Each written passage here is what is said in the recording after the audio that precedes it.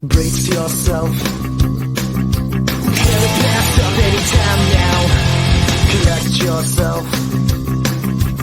Does it ever be the same in this sad, sad world?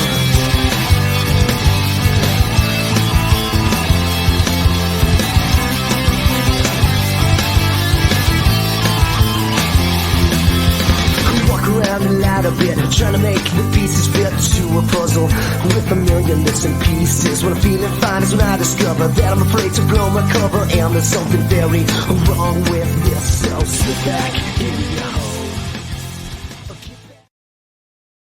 Good morning, everybody. Good to be with you today. I don't know if you noticed at the end of our last reading, but Alexander conquered the largest empire the world has ever seen as of the end of last class, when he added all of Persia's territory to his own through the death of Darius. Although it wasn't Alexander that killed Darius, was it? No. How did Darius die? These two losers came up to him and sliced him and then ran away. Two Greek losers? Yes. No. Two Persian losers. Darius was betrayed by his own men, and that's where we pick up. Alexander raised up a great cry and wept for Darius. Then he ordered him to be buried in the Persian manner. He had the Persians march in front, followed by the Macedonians in full armor. Alexander put his own shoulder to the carrying of the bier, along with the other satraps. Remember, satrap is a Persian term for governor. They all wept and mourned, not so much for Darius as for Alexander, at the sight of him shouldering the bier. After the burial had been carried out in the Persian manner, he dismissed the crowds. Immediately he issued an order to all the cities as follows. I, King Alexander, son of King Philip and Queen Olympias, inform all those in the cities and regions of Persia that I do not want many tens of thousands of people to, I've made a typo here, to live in misery. I give thanks to Providence alone, whose goodwill has made me victorious over the Persians. Be informed that I propose to set up satraps over you, whom you must obey as you did in the days of Darius. You shall know no other king but Alexander.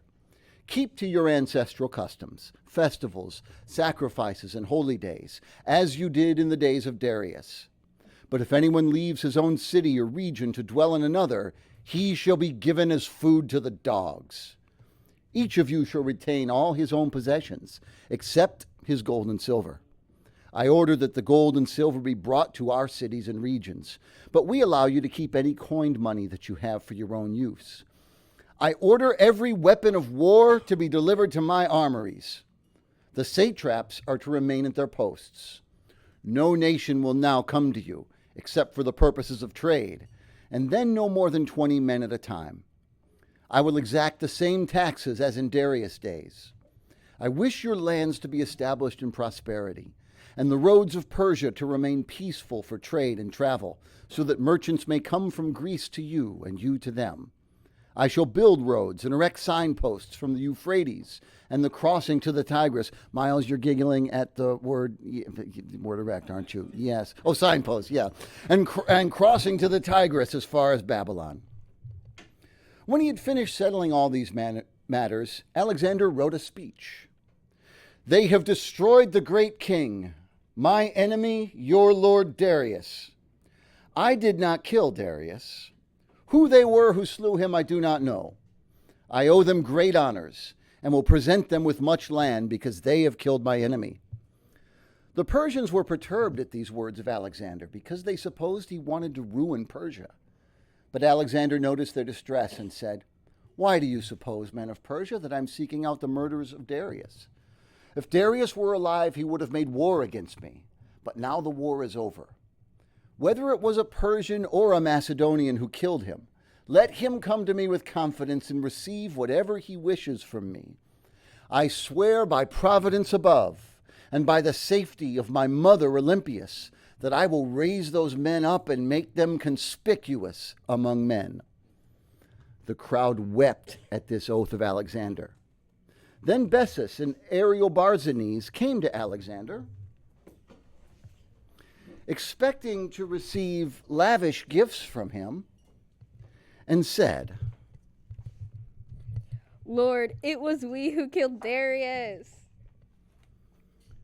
At once Alexander ordered them to be seized and crucified on the grave of Darius. They protested, as one might when one was about to be crucified. They protested violently. You swore that you would make those who killed Darius exalted and conspicuous among men. How can you now betray your oath and order us to be crucified? It is not for your benefit, replied Alexander, that I answer your question, but for the benefit of the assembled soldiers. There was no way to find you so easily and bring you to light, except by praising the murder of Darius. I was determined to subject his murderers to the severest penalty. How could I suppose that those who killed their own master would spare me? I've not broken my oath, you villains. I swore that I would raise you up and make you conspicuous among men, by which I meant that I would crucify you so that all can look upon you. Then everyone praised Alexander's cunning, and the wicked murderers were crucified on the grave of Darius.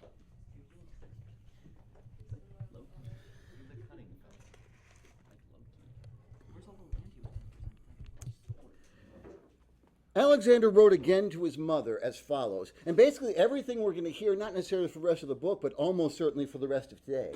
Everything we're going to hear is Alexander speaking in first person in the context of this letter to his mother, but the story keeps going. So now it's Alexander telling his own story. King Alexander, to my mother, whom I miss sorely, and to my most honored tutor Aristotle, greetings. By the way, my Aristotle statue got smashed again. Yeah, I got knocked off and smashed to pieces. Yeah. I appreciate it. So, it's happened twice. So, my Aristotle has lost his head. So, filling in for Aristotle is the legendary Winston Churchill today. He's lost his head twice. The first time Rat Maggot glued him back together, and now Angelica's working on it. So, this Aristotle has been through it. Now, could we please take this seriously? King Alexander, to my mother, whom I miss sorely, and to my most honored tutor Aristotle, greetings. I thought I ought to write to you about my recent battle with Darius. I heard that he was at the Gulf of Issus with a vast army of his own and the other kings. I took a large number of goats and tied torches to their horns. Then I set off and marched forward by night. When the enemy saw the torches from afar, they supposed it to be a countless army, and became so frightened that they were defeated. And that is how I won my victory over them, with burning goats. I founded a city there and called it Ege. I founded another. We're gonna laugh at that one too? Yeah. Man, you know what? This wokeness has got it on everything, man. Everything. I also founded another city on the Gulf of Issus and called it Alexandria. In reality, he founded like 30 cities and named them all after himself. So it was like 30 cities named Alexandria, the biggest one being Alexandria, Egypt, and one named Bucephalus and one named Ege. Now, can we please take this seriously? Darius was deserted and then seized and murdered by his own satraps. I was very sorry for him. I did not want him to be killed after his defeat, but to live under my rule. I came upon him still alive and took off my cloak to cover him. Then I reflected on the uncertainty of fortune as exemplified in the fate of Darius, and I lamented him. I buried him royally and gave orders to cut off the noses and ears of those who guarded his grave, as is the custom here. I had the murderers of Darius crucified on his grave. Then I went and conquered the kingdom of Ariobarzanes and Manazakes. I subdued Media and Armenia, Abysia, and all the kingdom of Persia that had formerly belonged to Darius. Then I took guides, intending to go deep into the desert, in the direction of the constellation of the Plough.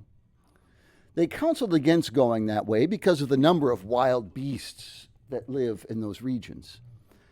However, I took no notice of them and set out. We soon came to a land full of ravines. Ray, I turn the TV back on, the glowing moon button.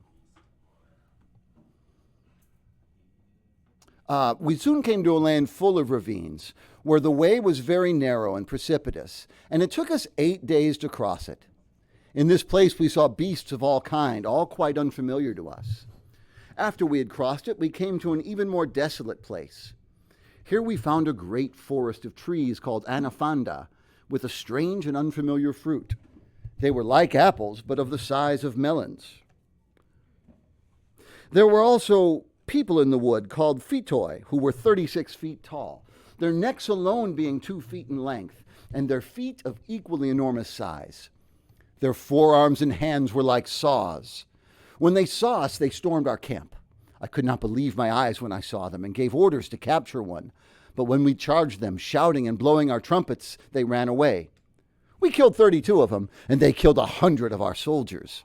We spent some time there, eating the fruit of the trees. Then we went out and came to a green country where there were wild men like giants, spherical in shape, with fiery expressions like lions. After them were another people, the Okletai, who had no hair at all on their bodies, were 6 feet tall and as broad as a lance. When they saw us, they ran toward us. They were dressed in lion skins, very strong and ready to fight without weapons. We fought them, but they struck us with logs and killed a good many of us. I was afraid they might put our men to flight, so I ordered fires to be lit in the forest. When these mighty men saw the fire, they ran away, but they had killed 180 of our soldiers. The next day, I decided to visit their caves. We found wild beasts resembling lions, but with 3 eyes tethered at the entrances. There we saw fleas jumping about, as big as frogs in our own country. Then we marched on and came to a place where an abundant spring welled out of the ground. I ordered the army to halt, and we stayed there 2 months. Then we advanced and reached the country of the apple eaters. There we saw a huge man with hair all over his body, and we were frightened.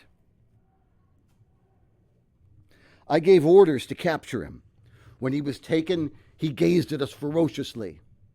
I ordered a naked woman to be brought to him, but he grabbed her and ate her. The soldiers rushed up to rescue her, but he made a gnashing noise with his teeth. The rest of the natives heard him and came running toward us out of the swamp. There were about 10,000 of them.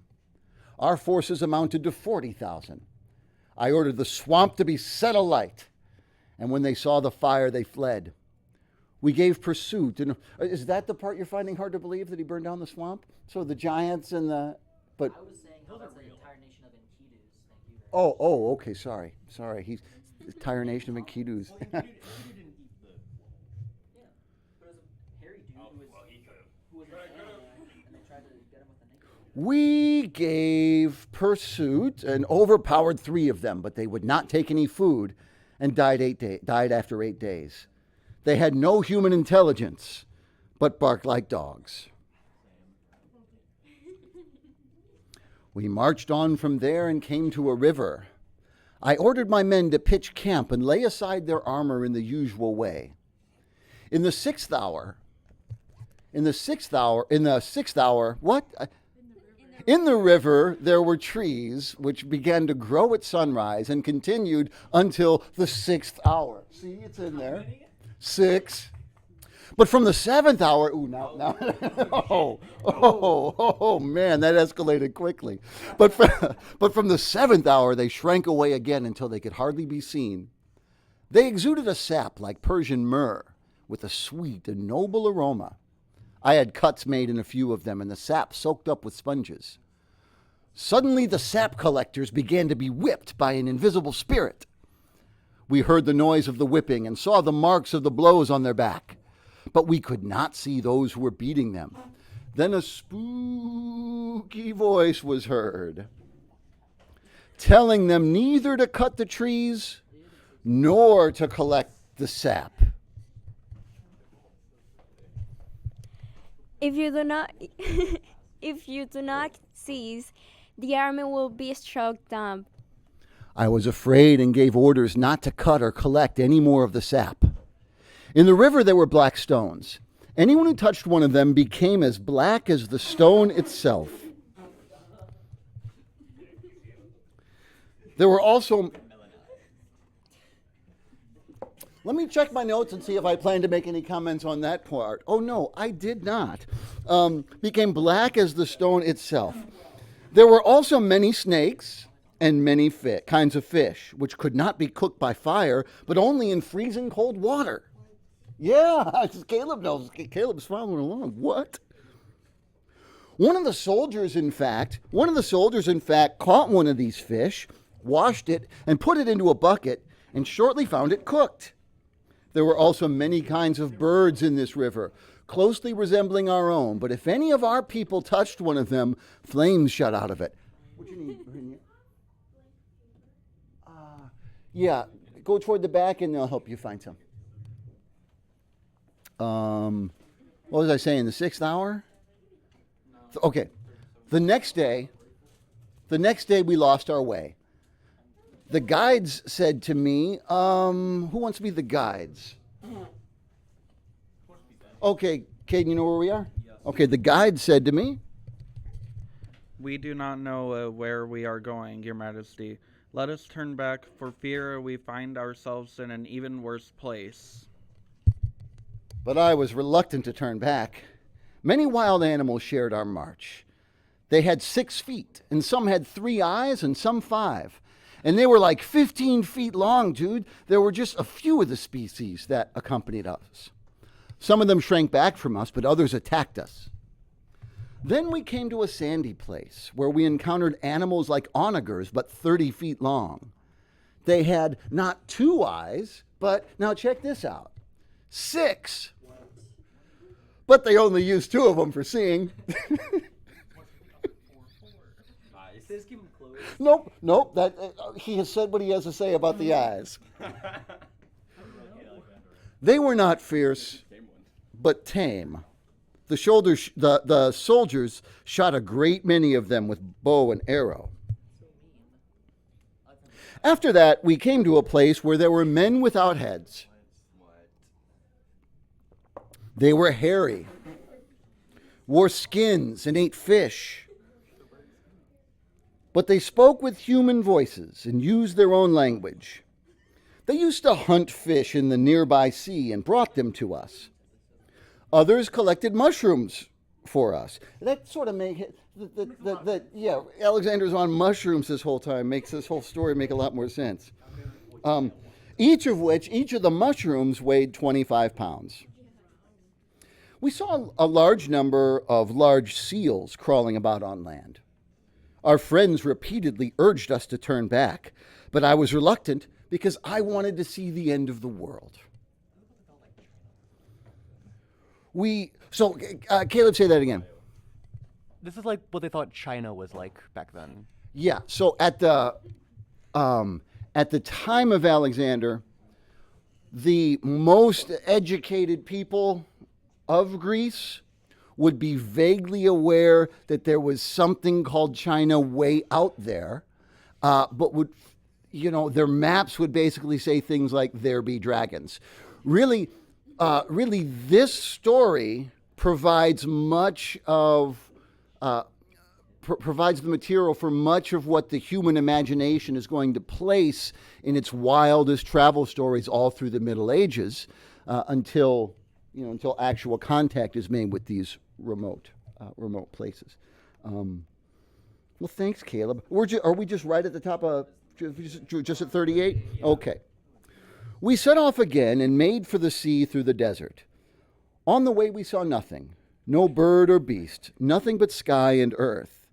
We could not even see the sun, and the sky remained black for a period of 10 days. It must have touched that stone. Then we came to a place by the sea and pitched our tents. We stayed in camp here for several days. In the middle of that sea there was an island. I was eager to see it and to explore its interior. And so... Shut up, Miles. And so I gave orders for the construction of a number of small boats. About 1,000 men set off in these boats, and we crossed over to the island, which was not far from the land. There we heard spooky human voices uttering the following words. O son of Philip, city of Egypt, the name you receive is a sign of the success of your future achievements. You were named by your mother Alexander. You have hunted men down and defeated them. You have swept kings from their seats. But son, you will find yourself with men. When the second letter your name, that is one? L. No, 1 is not the second letter in Alexander's name. Oh. L. That is L, has been fulfilled. We heard these words, but could not see those who spoke them because they were spooky. Some, Tyler, what? They didn't say that. He's headcanon. Spooky was not in the text. This is how Homer made the yellow. You're not in the text. All right, Tyler, how you like that? You're not in the text. Tyler didn't say this. Tyler Joseph Brown. Now, if we could please take this seriously. We heard these words, but could not see those who spoke them because they were spooky. Some of the soldiers in their foolishness, you are in the text. Some of the soldiers in their foolishness swam from the ships to the island to investigate. But at once crabs came to the surface, dragged the men into the water and killed them. Frightened, we turned back towards the shore.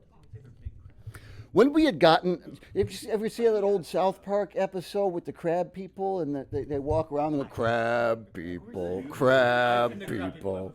Not everybody is old as hell and watches South Park.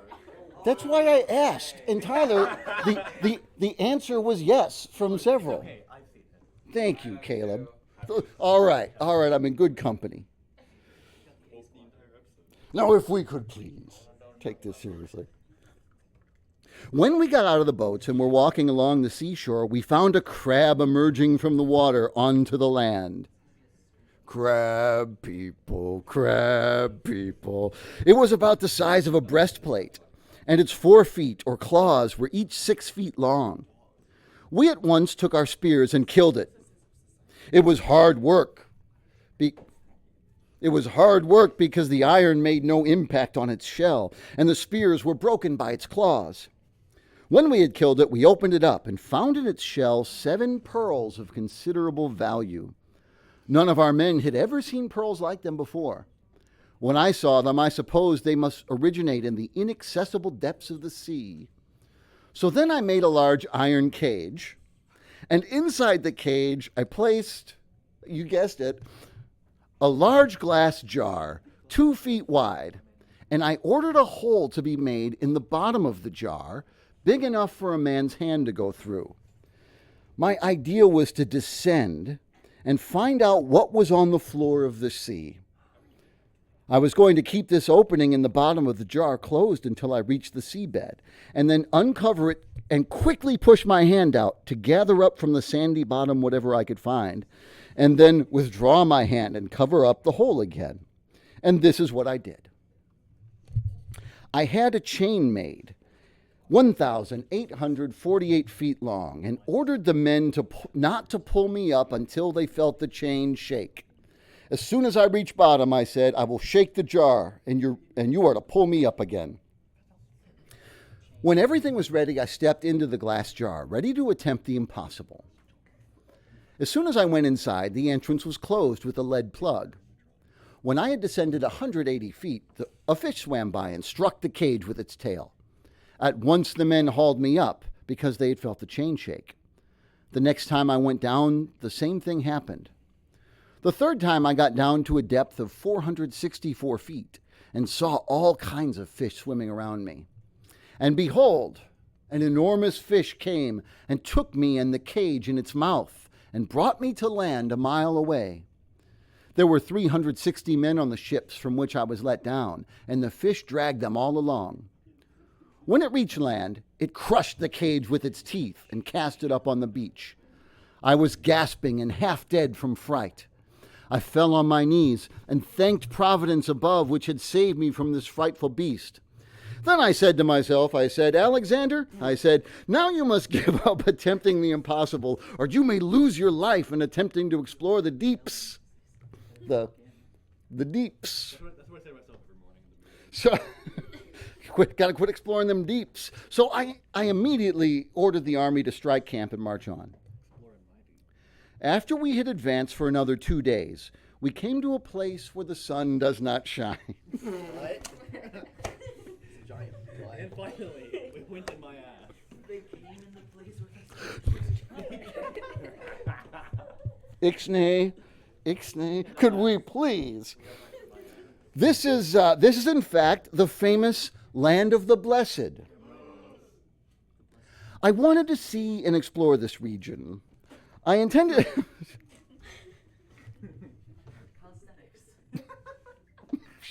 Shut it.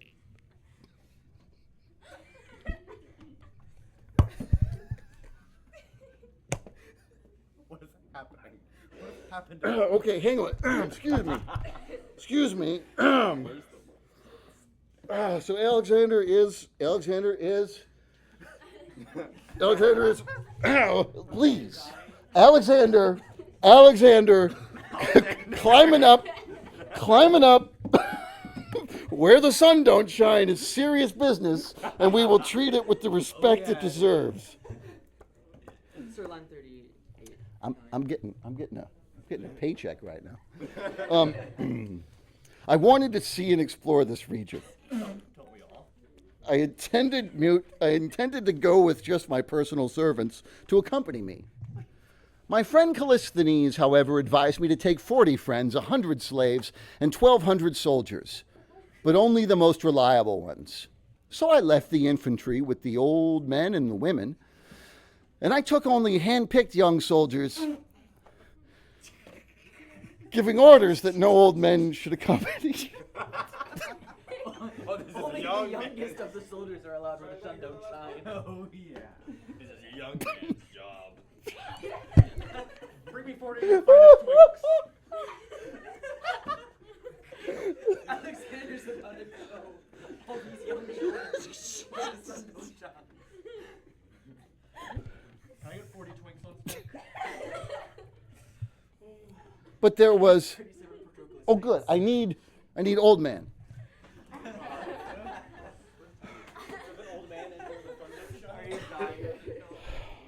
But there was one inquisitive old man who had 2 young sons, real soldiers, and he said to them, so Caleb is your sons.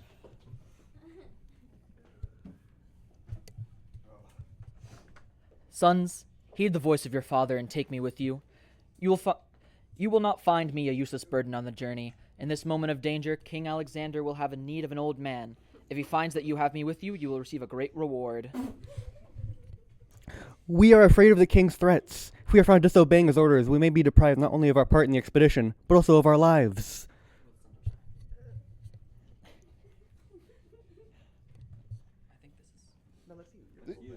After we march, Get up and shave. get up and shave my beard.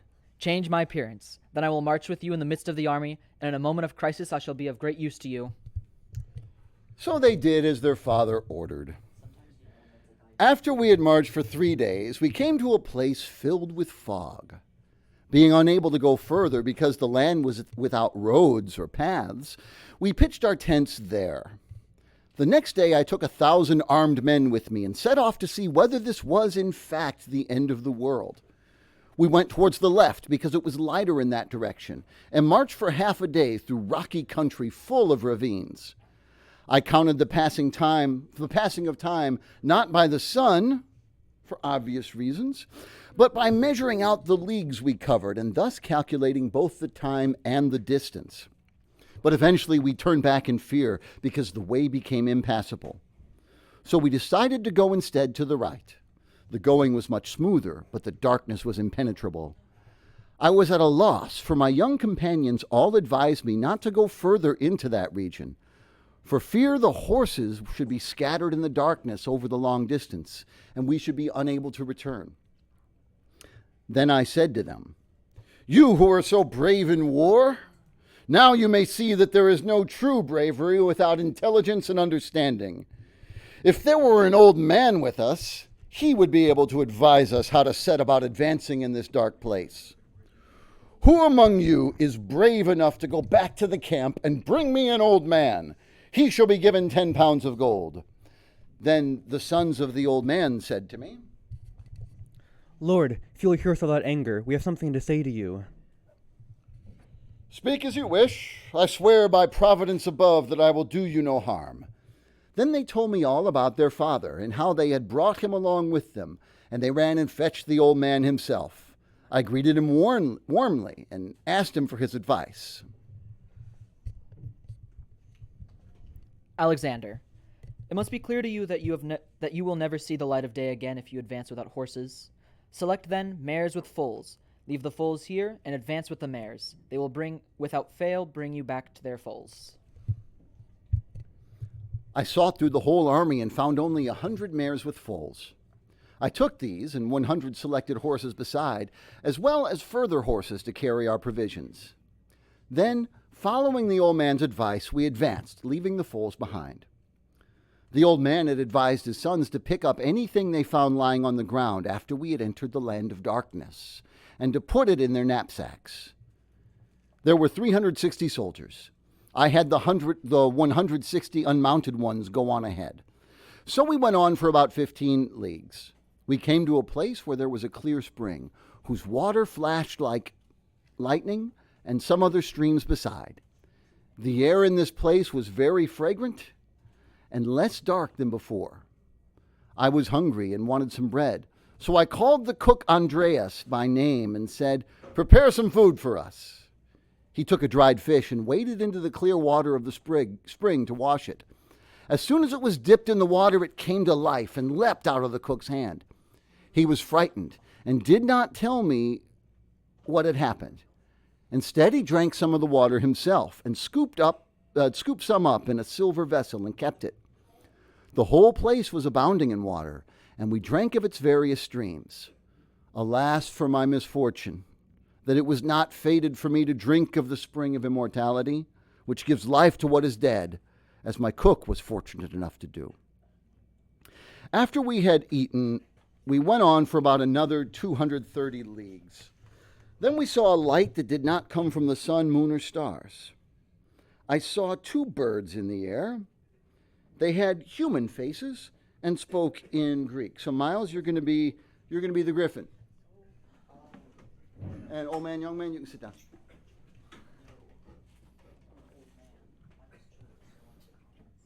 All right. So I saw 2 birds in the air. They had human faces and spoke in Greek. Why, Alexander, do you approach the land which is God's alone? Turn back, wretch, turn back. It is not for you to tread the islands of the blessed. Turn back, old man. Tread the land that has been given to you, and do not lay up trouble for yourself. I trembled and obeyed dutifully the order that had been given to me. Then the second bird spoke again in Greek. The East is calling you, and India will be made subject to you. With these words, the bird flew away. I prayed and then removed our guide, and placed the mares at the head of the expedition.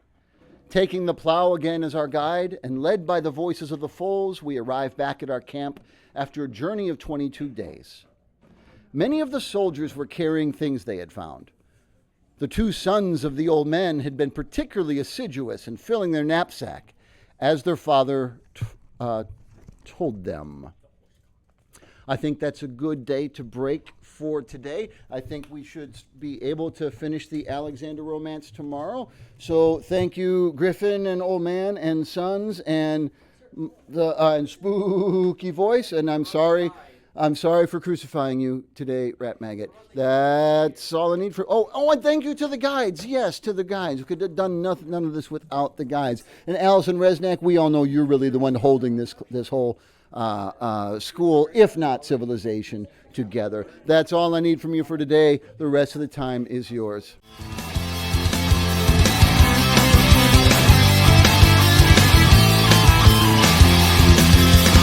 Walk around a lot a bit, trying to make the pieces fit to a puzzle with a million missing pieces. When I'm feeling fine is when I discover that I'm afraid to blow my cover, and there's something very wrong with this. So sit back in your hole, or get back in your cave. If I'm going down, I'm taking someone with me.